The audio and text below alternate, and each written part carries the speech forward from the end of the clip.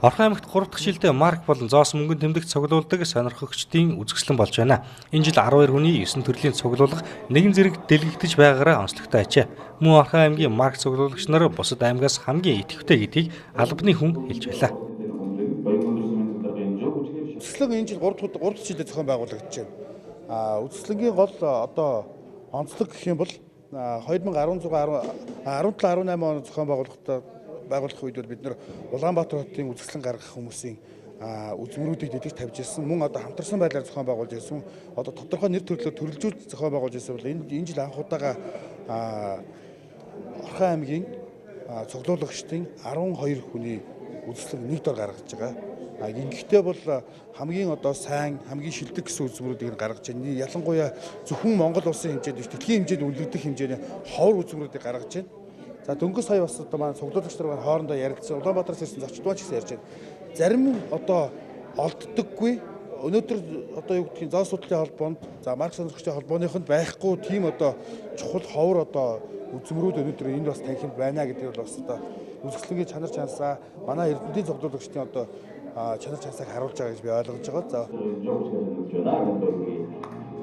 Орхон аймгийн Эрдэнэтийн төрийн бус байгууллагын марк анхны тогтвол ил захидал зоосон мөнгө цуглуулдаг 12 гишүүн нийлж Эрдэнэтийн өв нэртэй үзэсгэлэнг зохион байгууллаа. Орон нутагт анх удаага олон хүн нийлж өөрсдийн ховор цуглуулгыг дэлгэж байгаагаараа онцлог юм а. Эрдэнэт өв төрийн бус байгууллагын нэг жилийн хойд зориулсан энэ цуглуулагчдын үзэсгэлэнд бол өөрөө Монгол шуудангийн анхны өдрийн тогтвол гэсэн сэдвээр бэлдсэн цуглуулгаасаа оролцож байгаа. Би бол ерөнхийдөө Монгол шуудангийн түүхээр Монгол шуудангийн маркийг бол цуглуулдаг. За тэгээд энд бол зөвхөн анхны өдрийн тогтвогийн л дэлгэж тавьсан байгаамаа. Одоо анхны өдрийн тогтвол 1959 оноос анх гарч эхэлсэн Монгол улсад анхны тогтвонууд бол энэ дээгүүр харагдаж байна.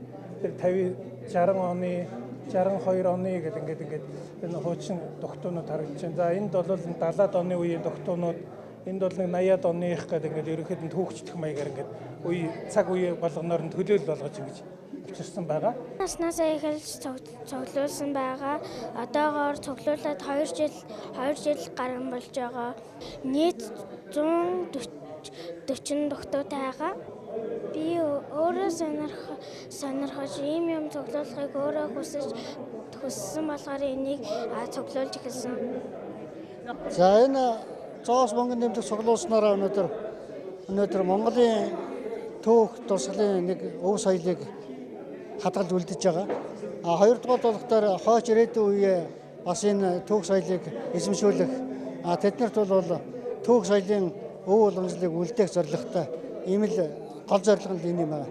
Тэр нь зоос мөнгөнд тэмдэг цуглуулна гэдэг чинь Монгол банкныхаа түүхийг л нэгэсэндээ бүгднийг Монгол хүн бүгдөө мөнгөнд тэмдэгт хэрэглэн тэр мөнгөнд тэмдэгтийг л бүгдэнд нь сурталчлах, таниулах зорилготой, хайрлах, хамгаалах зорилготой ингэж л би цуглуулгын зорилгыг болгодог. Дээрх үзэсгэлэн нийт 4 өдөр үн төлбөргүй дэлгэгдэн олонний хүртэл болох юм. Үзэсгэлэнд Монгол төрийн тусгаар тогтнолоо түүний зүтгэлтнүүд сэдвт марк ил захидал анхны өдрийн тогтвол Монголын алт мөнгөн полиго маркийн дээж Монголын гүйлгээний болон дурсгалын зоос, цаасан мөнгө, цахим карт, ингэрийн тэмдэг медаль зэрэг түүхийг харуулсан үнэт цуглуулгууд дэлгэгдсэн байна.